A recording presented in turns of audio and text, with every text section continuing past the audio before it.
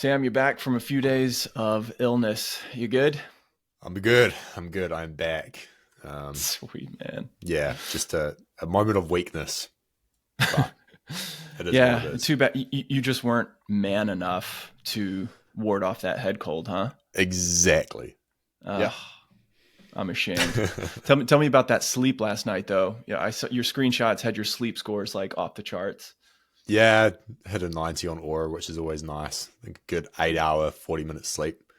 It's the caffeine, man. It's the lack of caffeine. Is it?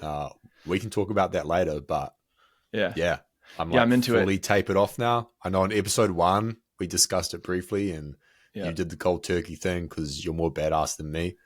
I tapered down. So I've been I've been off it for a while because I was having like 20 milligrams of caffeine in the morning at the end of my taper. That's like nothing. You can get 20 milligrams of caffeine from like smelling a flower, like 20 mils exactly of caffeine. But now I'm like just decaf, which actually nice, a lot of people don't know this, but it does have some caffeine. It does, like maybe even 20 milligrams, right? No, less, like no, 2. not okay. Like cool. it's nothing. Right, Yeah, that's good. Yeah, it's barely anything. Yeah, so when we wrap up today, maybe we can do some coffee confessions. I'll be interested. But I'm the same with you with sleep data, by the way. When the data is like interesting and exciting, I believe in it. And then when the data is just regular, I'm like, oh, this data's fucking, it's bullshit. Yeah, the Garmin watch doesn't pick up anything. You know what I mean? So. Yeah, that's a good habit. You have to be selective about that stuff. Yeah. You drive, dude. Let's jump in. All right. So the one thing I want to talk about, or person I want to talk about, is this guy called Jeremy Giffon. We both listened to this podcast on Invest Like the Best. Jeremy Giffon is an interesting dude. He was the first employee and general partner at Tiny. If you don't know if you're listening, you don't know who Tiny is. It's like a holding company. They have a bunch of companies like Dribble. They bought AeroPress, I think, last year. Yeah, they did. Just cool company. And he's done a few other things as well. But this podcast, it was all over Twitter. People were talking about it. I was like, all right, I'm going to listen to this. The first 45 minutes or so was kind of strictly talking about investing and business.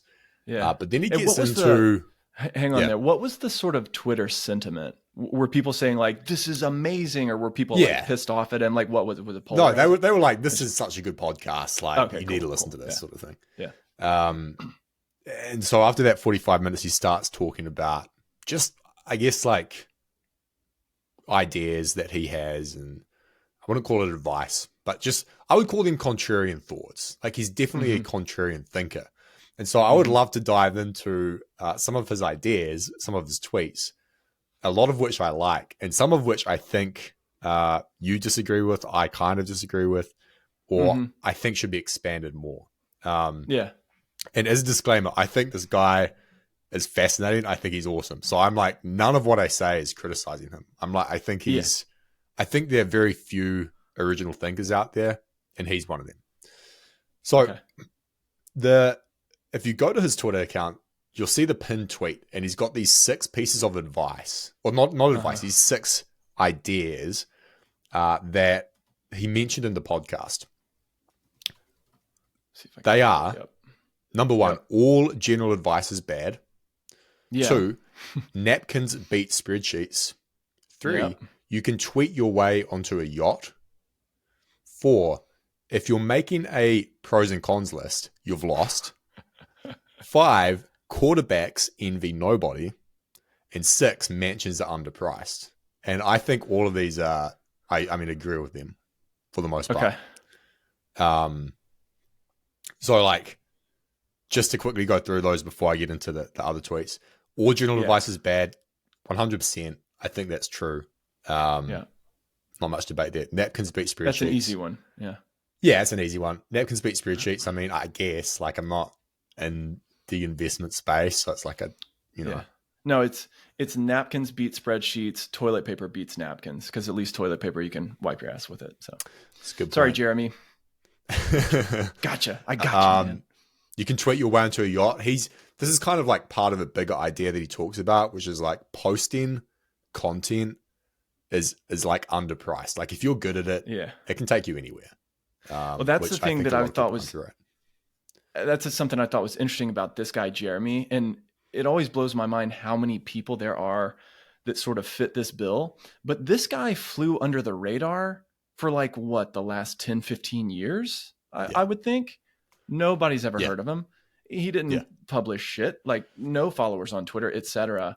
And then he's just starting to pop up. And why would that be? Like, for somebody that's as successful, smart, original thinker as him, it's probably not just ego, right? It's probably a very good like career and investment type of move.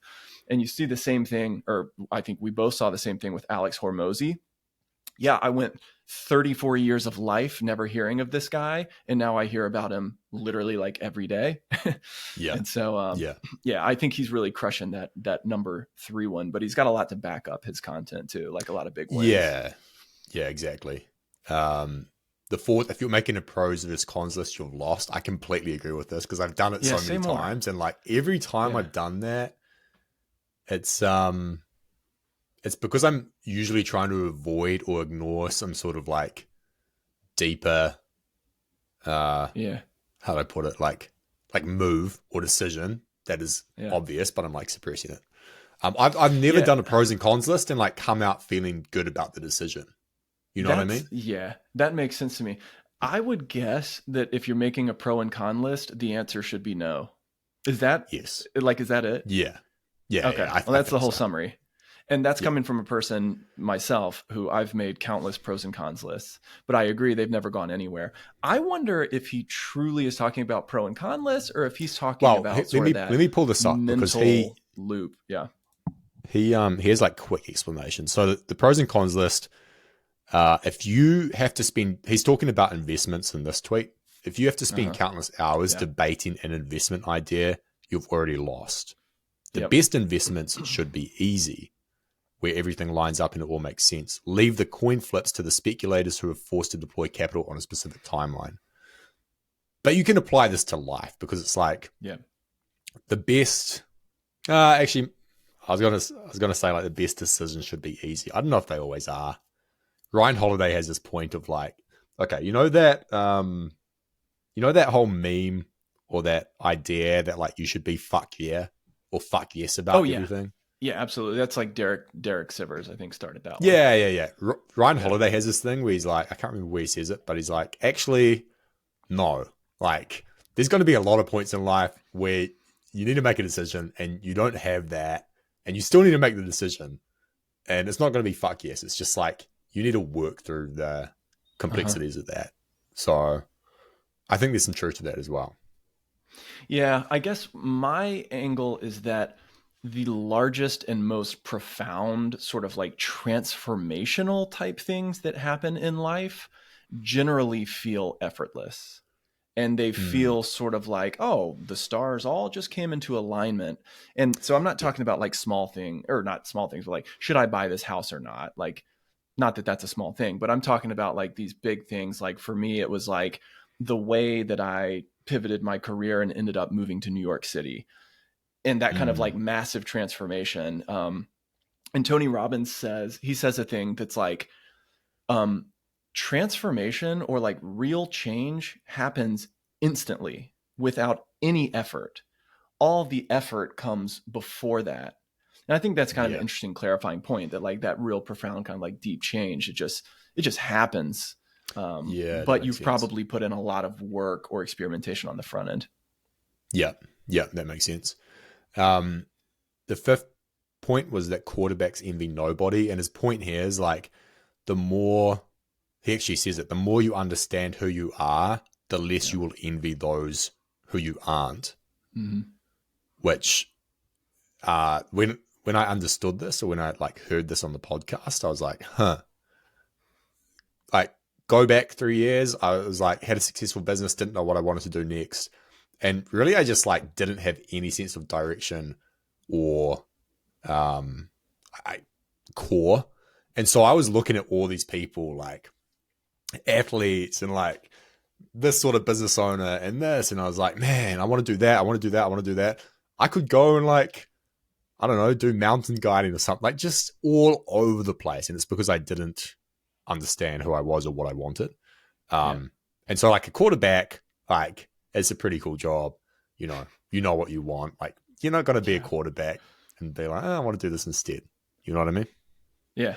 Yeah. I've been thinking about this a lot lately. And also in a book that I'm reading right now called The Way to Love. Awesome little philosophy book. But, I've been thinking about this idea of like really understanding your purpose, which is kind of like understanding who you are. But the idea that when you actually know your purpose, everything else falls into place, right? It's like, you know what to do, you know what decisions to make, you know what action to take, you know who you should be spending time with and who you shouldn't, right? And so I've been thinking about that real kind of like simplifying effect that understanding who you are, knowing your purpose has. A lot more to be said about that, but a little philosophical. I like that. The final I would say one. Well, I would say, sorry, on ahead. that point though, I would say it is understated, in my opinion, how difficult it is to find your purpose. Yes. Like we talk about stuff like this a lot. Oh, understand who you are and you won't envy others and you'll just forge your own path. So yeah, so now what? Like what do I do with that information? Yeah, that's what I think. I think we don't spend enough time like really bearing down on what that means, what to do, etc. And so like this book, I think the answer is you go to a 10-day meditation retreat followed with 6 months of therapy, and then you'll find the answer. Yeah. And the answer was neither of those two things, maybe.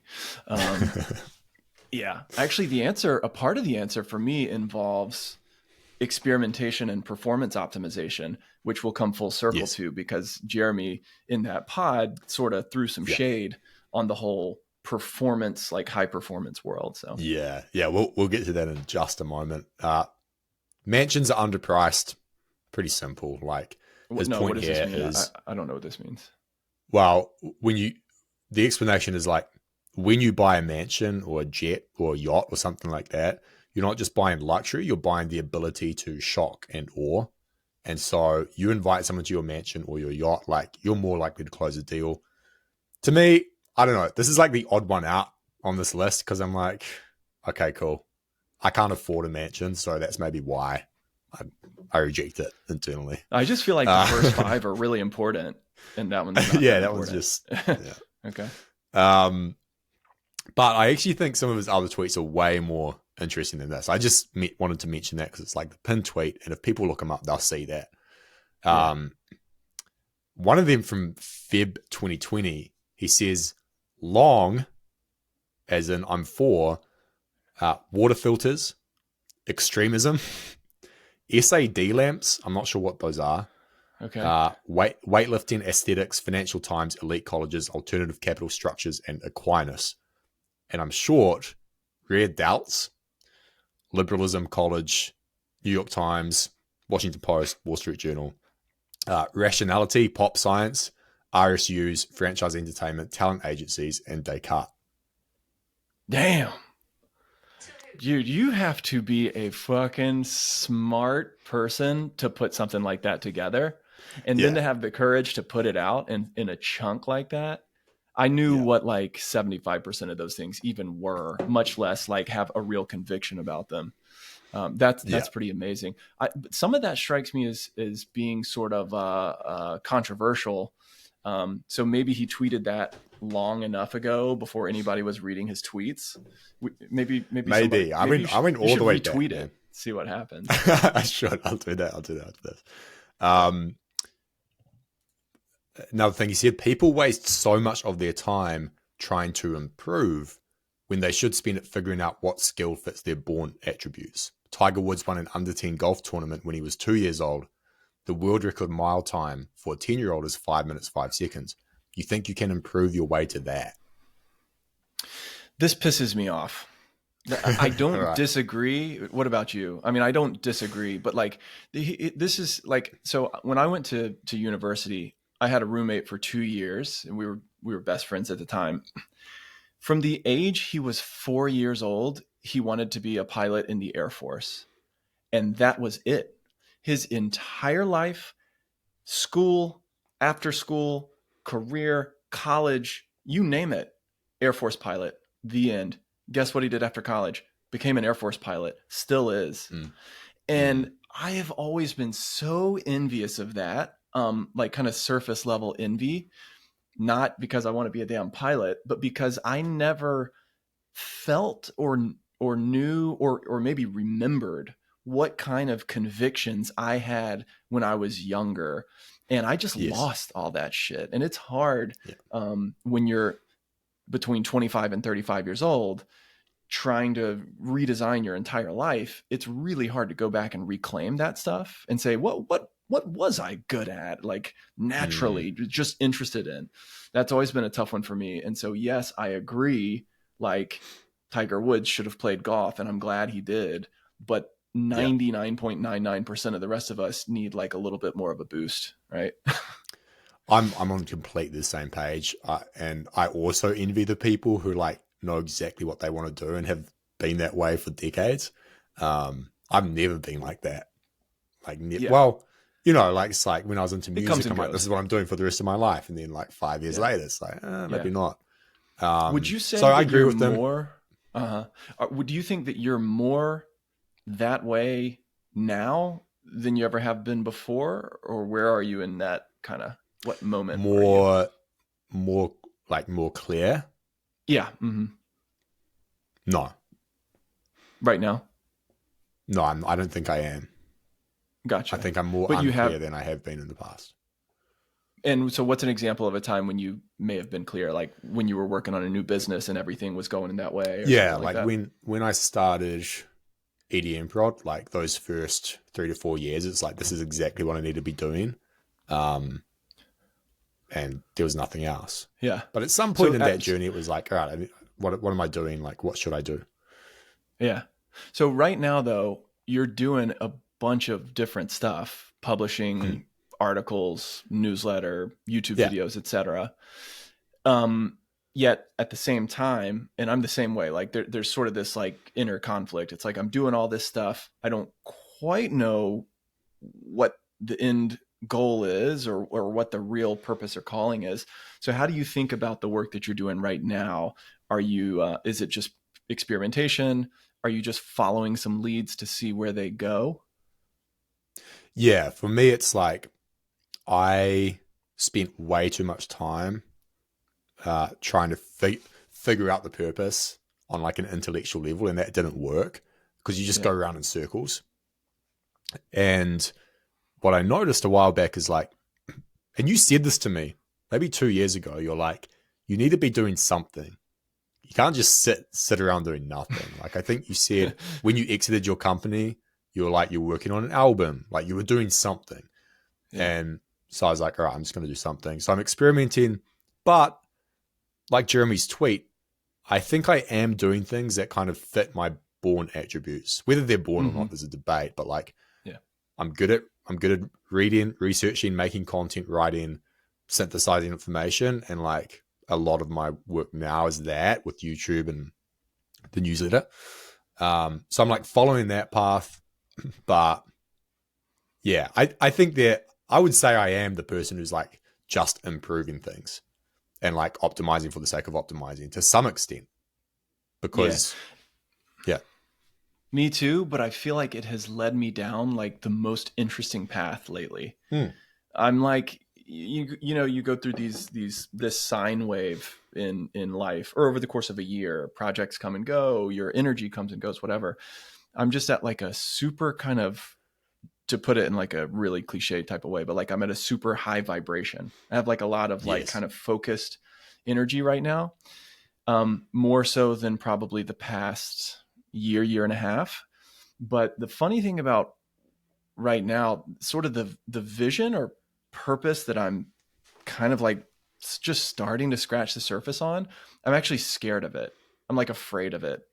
I'm like, is this just another wormhole? This is going to go nowhere.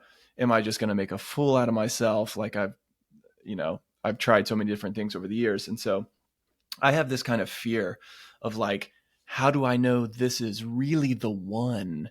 So I'm Yeah. trying to like put that in the on the back burner and just take these little steps and kind of keep learning as I go. For example, while we're on the topic, and what I told you a couple years ago was this idea that I had about doing like micro projects or something like that. It's like, if you don't know the big thing, just do a few little things and see if they go anywhere or level up.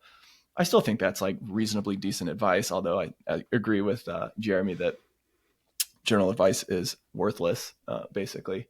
But for example, for me, I am like writing and putting together a YouTube video. I don't have any YouTube videos. I haven't done a YouTube video in like 6 years. I am nearly certain that no one will ever see this video. Typically, what would happen is I'll put it out there. I'll circulate it. About 15 or 20 of my friends or colleagues will watch it. And a few months later, I'll just take it down, right? Or make it private. Sure. And so I'm like, I have those kind of fears behind me, like, oh, this is just going to be another one of those things or not. I don't know, but it's really hard to suss through all that, isn't it? I agree. I don't have the answer, actually. I like to think I do, but I just don't. Yeah. I'll do a couple more of these and then we can move on so we don't spend the whole podcast talking about Jeremy, as awesome as he is. Yeah. A pervasive bad habit is engaging with things on the periphery of an activity instead of just engaging in the activity itself. Not sure why this is. You see this everywhere, man. Like people who want to go to the gym and lift weights, but instead they do all the research and they buy all this gear. It's like, why don't you just go to the gym and lift weights, man? People who want to write a book and they spend all this time finding the best, I don't know, like book writing software and like doing all this reading about how to write books. And it's like, you should just do it. Yeah. I'm guilty of this, by the way. Oh yeah. No, we all are. This is where I sort of like the philosophy around do hard things. I'm not the biggest like hustle culture guy at all, actually, but I had to like reinvent a part of myself over the past year where I have this mantra. I say to myself, like, I am a person who does hard things, period. Like it doesn't matter what it is, but I've built that in myself. And a lot of times the hardest thing is the most obvious thing, the most simple thing, the thing right in front of you. And Jeremy in the podcast, he talks about this in a way. He's talking about having hard conversations. And he says, if you go up to literally anybody and you say, hey, think about this for 10 seconds. What's one hard conversation you need to have right now that you've just been putting off? Everybody would be like, oh, it's this one, right? And I think it's the same way with this whole periphery versus like the appetizer versus the entree thing. It's like, if you really ask someone like, hey, you're doing all this shit, like it's great.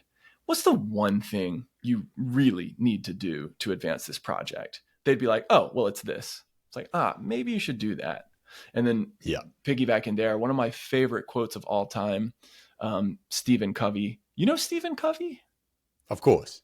Yeah. Okay, cool. I assumed that was like, of course, but just being sure. He has a famous quote, the main thing is to keep the main thing the main thing. Yes. Like, that's so good. I say that so all good. the time, man. Let's piggyback off that into something I know we both really want to talk about, which is Jeremy brought this up on the podcast, and he's not the only one to talk about this. I've seen a lot of people talk about it. This idea that you shouldn't, he sees a lot of people who are like optimizing their performance for the sake of optimizing their performance. And they're not really working on anything. They're not working on a business. I think the context that he was talking about was like, all that stuff makes sense if you're going full tilt, trying to build a business or do something, and those things help you. But in the absence of that kind of goal, it's mostly a waste of time. He also says, and I found this tweet from a while back, there's something fundamentally limiting about whipping yourself to do something. This kind of behavior is very far away from the behavior of the obsessed and therefore destined to come up short. Anytime one must turn outward for accountability, it indicates an insufficient amount of desire and the project is doomed to mediocrity from the start. I completely disagree with this. I get where he's coming from. Completely disagree. Yeah. I think you do as well. Yeah. Well, say why you do. Are you talking about like the kind of the whipping yourself part of it? I get his point. Like obsessive people, usually aren't whipping themselves to do something. They're just, following their desire and so on and so on. And I've been in that boat a lot, so I know what it feels like. However, if you believe that dopamine exists, and I'm not going to articulate this well, and if anyone's listening to this, which there's only like 5 people that listen, so probably not. If anyone's listening to this who's like got a neuroscience background, they're probably going to be like, Sam, you don't know what you're talking about. But if there's like, let's say there's an inherent pull towards laziness and homeostasis in most human beings, including myself, and there's a system that can be easily hijacked, which is a dopamine reward system, by things like social media, alcohol, drugs, pornography, whatever it may be. If you're engaging in those things and you have an inherent desire to laziness, then to some extent, like, you do need to whip yourself towards action. At least I do, speaking for myself. And in fact, the times when I've done that and the times where I have engaged external accountability have led to good work and not mediocrity. One example, he used this in the tweet. He's like, if you have to pay money as a stake to like get work done, that's not a good thing. I wrote my first book, The Producer's Guide to Workflow and Creativity, in 30 days, because if I hadn't done that, then I would have paid $1,000 to my brother. Like, that was the deal. And that went on to make like 6 figures over the next 2 years. And it was like I think it was good work at the time. So I get the point. I think it's ideal. Yeah, let me say this. I think it's more ideal to not have to do that, to not have to like discipline yourself and whip yourself into action. But if you're not obsessed with something, or you're not like naturally doing that stuff anyway, naturally doing the work, then maybe you should just discipline yourself and get accountability and like take action. Yeah. As I was thinking about this, my thought is that we are all optimizing towards something all the time. Even if you're, to be rude, like fat and lazy and have been for years and you don't work very hard, like, etc., you're optimizing for that. That is a lifestyle that you are building, creating, that you've doubled down on, right? And my thought is that everybody's optimizing something. No need to sort of criticize how or what you're doing for optimization. But as it pertains to sort of like whipping yourself and all this effort, if you have optimized for the wrong thing for a long time, I think it takes a profound amount of energy to course correct, get back to the middle ground, so to speak, and then start finding a better path for yourself.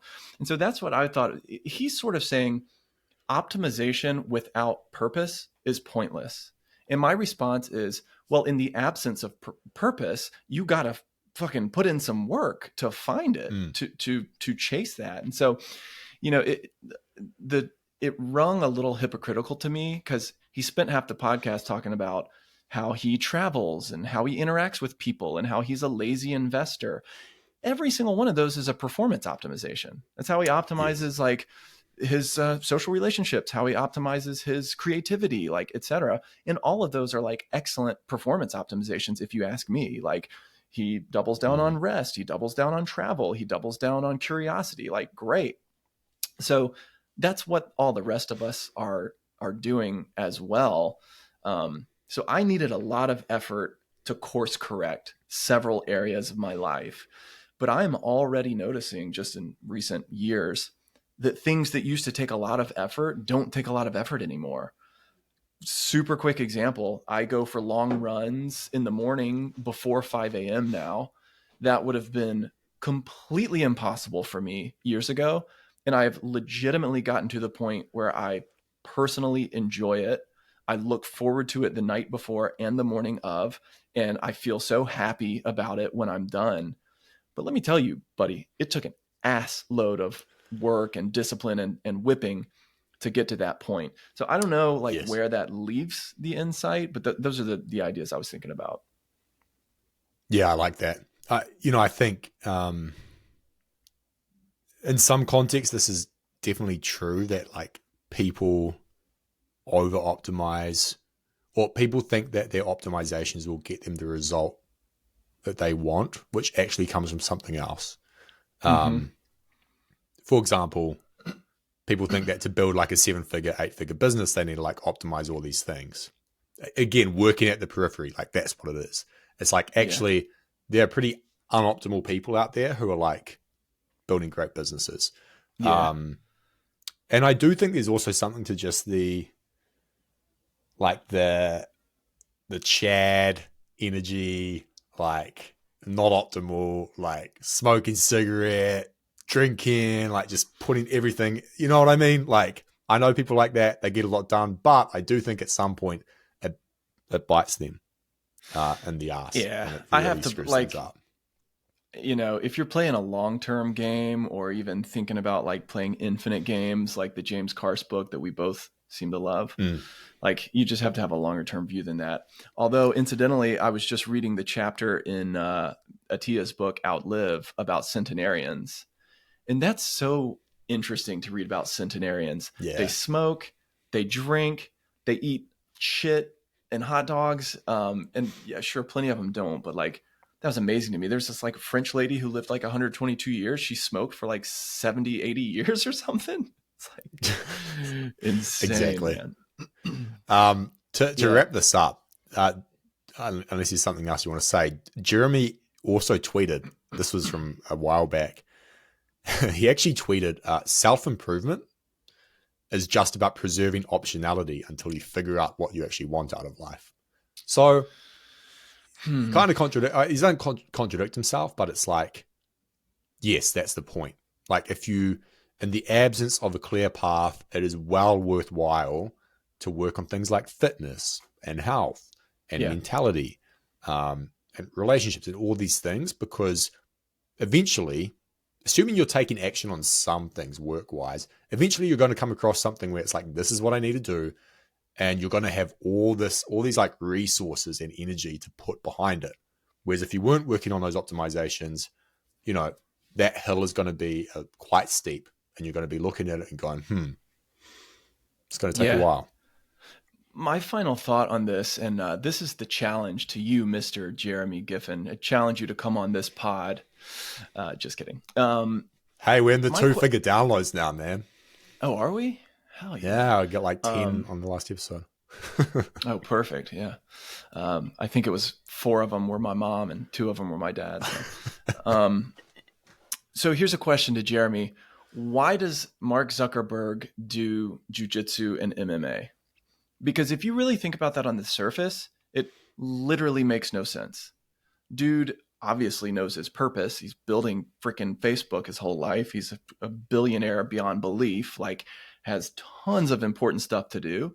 Probably already has optimal medical care, sleep, nutrition, obviously from handlers. So he's out there taking pictures with Izzy Adesanya and Volkanovski, which, by the way, that's the most badass flex of any like public figure. That I don't even I hate Facebook and don't historically like Zuckerberg, but I almost want to like frame that photo. So that's my question, Jeremy, is why is Zuckerberg doing that? It's because it's an amazing hobby. It's an interesting way to improve your thinking, your clarity. It's great for his relationships and his sort of public persona, which makes it great for business. It fills him with some confidence and pride. He does his best. I'm like hypothesizing here, but he does his best work after those MMA sessions. You know, he rolls back into Facebook and he's like, I'm going to crush this meeting. We're going to crush this decision. And he's just like full of life from that. And so that's what I'm like, that's a totally arbitrary performance optimization that Zuckerberg's doing, like engaging in that type of fitness. But it's an extremely positive thing to do. At least it seems that way. It's also just hard. And I think like people forget, especially as men, you want to do hard things. Like it feels good. It just feels good to do challenging shit. Like, can it be as simple as that? You know what I mean? Like I do jujitsu because it's like, it's hard. It's hard. You learn stuff like it's just hard. Like, I also do my worst work after jiu-jitsu, by the way. I'm Because you're like brain dead, body dead. Yeah, pretty much. Yeah. Yeah. Yeah. Well said.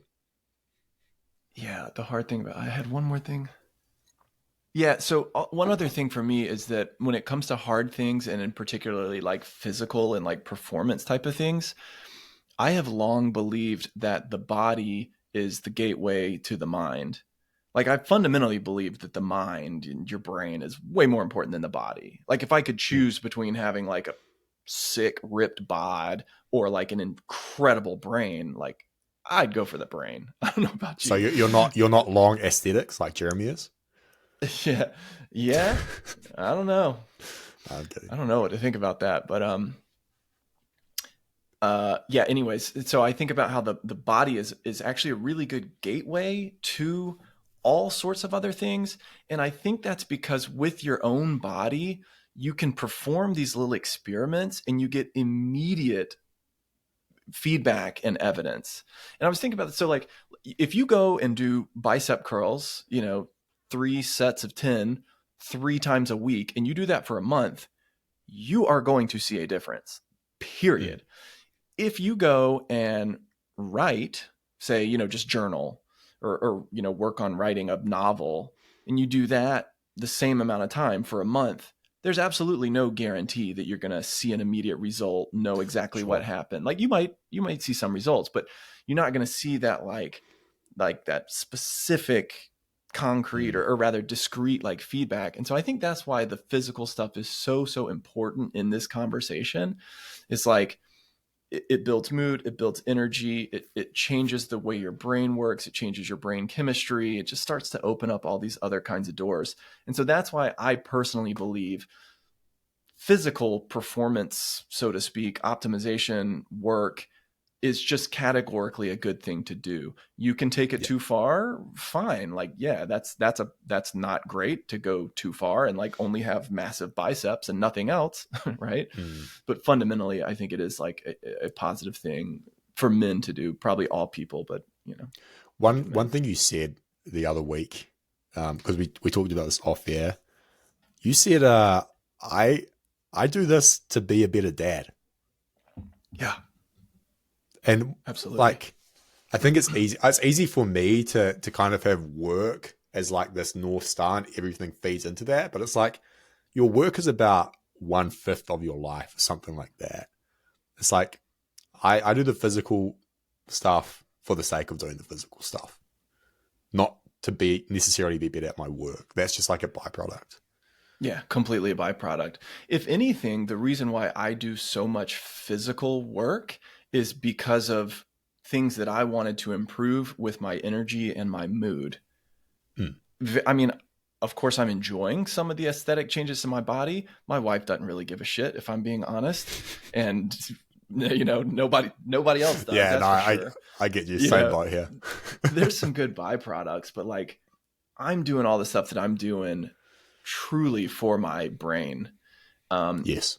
And to be honest, like it's working. Like a lot of things are starting to change for me when it comes to mood, energy, creativity, commitment.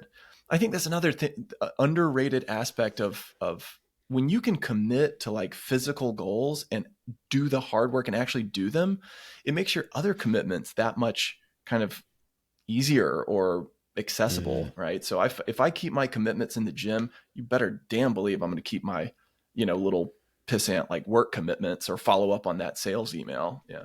When you see someone just in, everyday life who's like reasonably fit or jacked, you don't know them at all, you just see them walking, do you automatically like have a higher level of respect for them than someone who's not that way?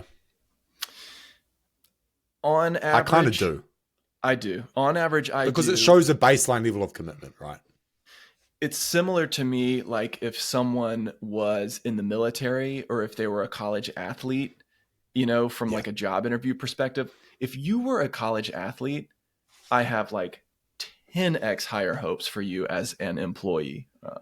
So I do think the one thing I will say though, is it's quite obvious when somebody is more of just a bodybuilder. When you see somebody who's just like a massive pyramid with shoulders and and pecs. And like, if you ask them to raise their hand, they're like, you know, Yeah. I think that's really obvious too. And frankly, when I see that kind of, I have a different thought, which is you've got some like mental issues. I don't know. I still find that pretty impressive. You know, Yeah, fair. like try run a marathon with me though. Good luck. Yeah. Yeah. Good luck all right. moving those glutes. Let's move on why don't we move on to some of your stuff on the list? Yeah.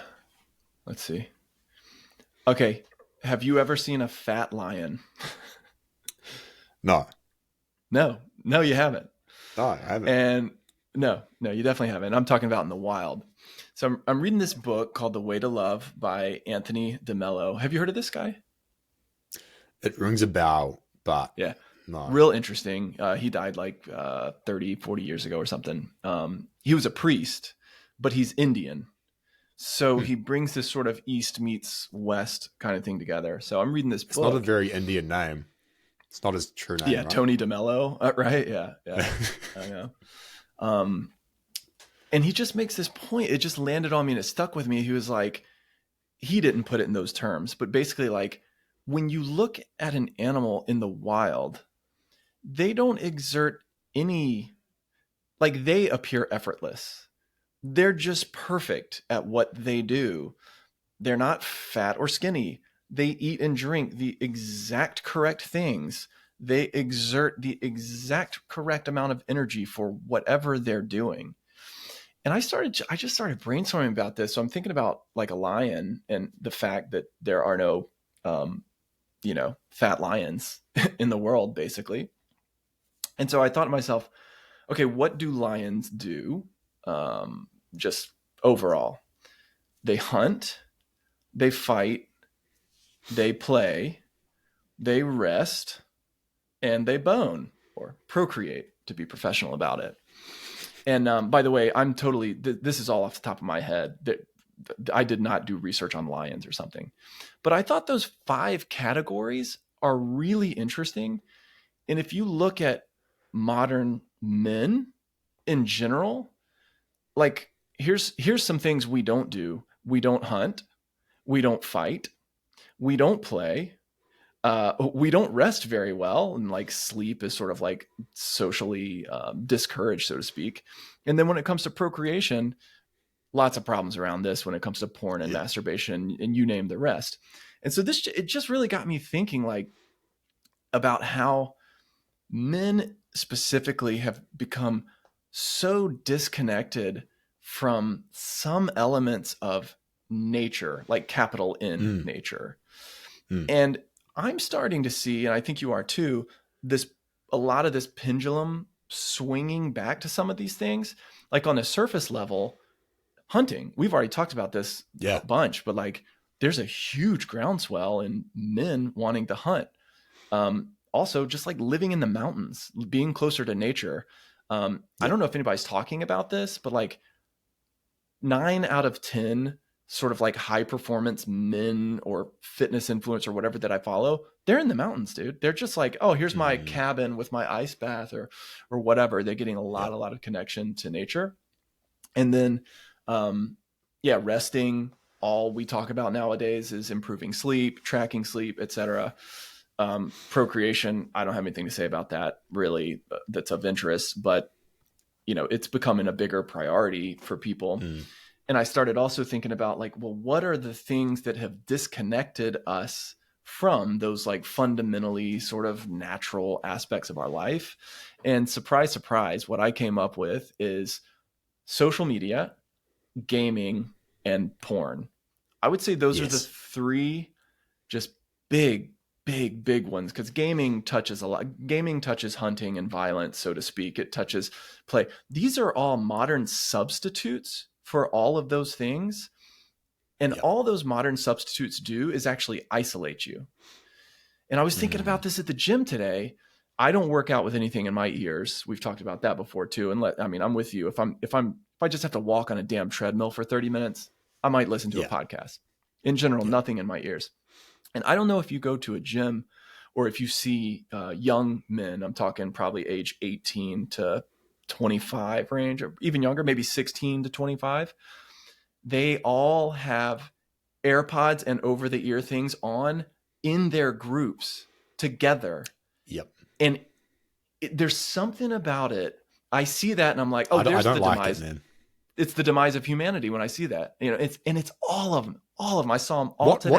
What happened to the tribes? You know what I mean? Like, what happened to being part of a tribe? That's my thing. So isolating. And I'm like, you're with your buddies. There's 3 of y'all. You're lifting weights together. You're taking turns, like whatever.